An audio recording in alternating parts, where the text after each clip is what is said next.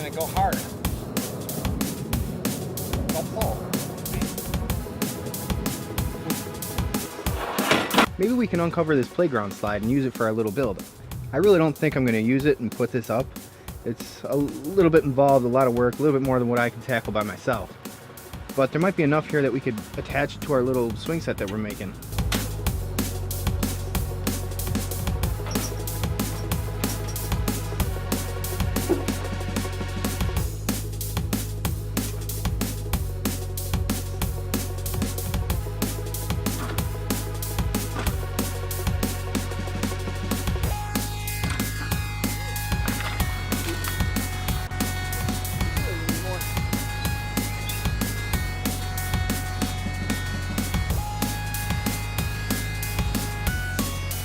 This is probably an extremely stupid idea.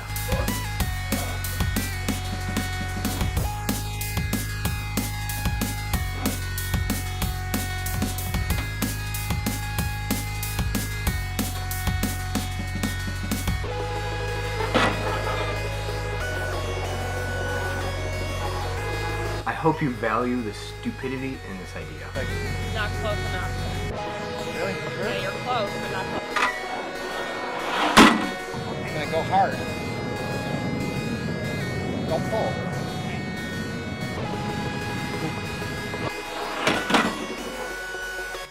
I think I need this one. Unfortunately, this whole idea did not work, so let's go ahead and get this all out of here. All right, now it's time for the new idea.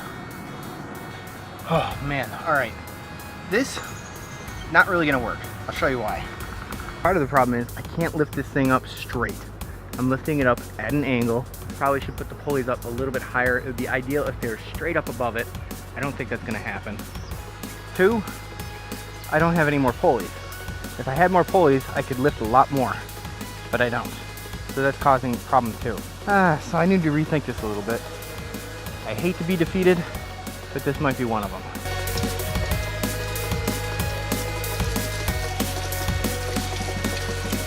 So we got a little bit rained out there, not too big of a deal because my ideas weren't working anyways. It's not so much a failure as it is two ways I found not to accomplish that goal. Gotta figure out a different way, maybe that way will work. Need a little bit more muscle, a little bit more pulleys, give me a little bit more leverage. Something's gonna work. We'll get that up there eventually. Do I really need my kids playing on a rusty slide? That slide's been sitting in the yard since I was a little kid, probably about 10 years old. My dad never got around to putting it up. I don't want to not get around to not putting it up. I mean, there's still some life left in it, so I might as well use it. It's just a matter of, I thought digging the hole was gonna be the problem. That was the easy part. Lifting it. That's the tricky thing right now. Like I said, if I had a couple more pulleys and if I had a bar or something in the middle of the scaffolding so I could actually lift that part up straight up and have 3 or 4 pulleys on it, it should lift up no problem. It should be really easy. I don't have that available to me right today, right this minute. So we're gonna have to figure it out another day, unless I go to the store soon. I'm not sure that's really gonna happen. We'll see. I kind of want to just take a minute right now to talk about failure. I don't think I failed putting that slide together. What absolutely happened was find at least 2 ways not to put this thing together. So I'm that much closer in figuring out how to put it together. And the bigger part here, as long as I take the information that I learned there and really kind of figure out the new and better way to do it, and I might fail again, but as long as I keep going and then eventually figure out the way to put that thing together, you have to realize failure is a way to figure out how to do it right. It's a second chance at getting it right. That's with anything. If you think about failure more in a positive way than a negative way, it's gonna be so much less stressful for you. There's no reason to stress out. Be like, I can't fail at this. There's so much on the line, or I can't, and there's no way that. Stop thinking that way and just realize that you're going through a process and you're taking this information and you're gathering it all and you're figuring out ways to do it, you're figuring out ways not to do it, and eventually you're going to achieve your goal. Failure's not a bad thing at all. It helps you grow. You learn from your mistakes. That's absolutely true. Now, alright, some mistakes you don't want to learn from, some mistakes you don't want to happen, but that aside, I'm just talking general. Failure is a tool you can use to help you learn and really achieve your goal. And this really goes with anything. And I'm talking more general than specifics. think that, alright, scratch this off, let's erase this, let's figure out a different way to do it. That's not how we do it.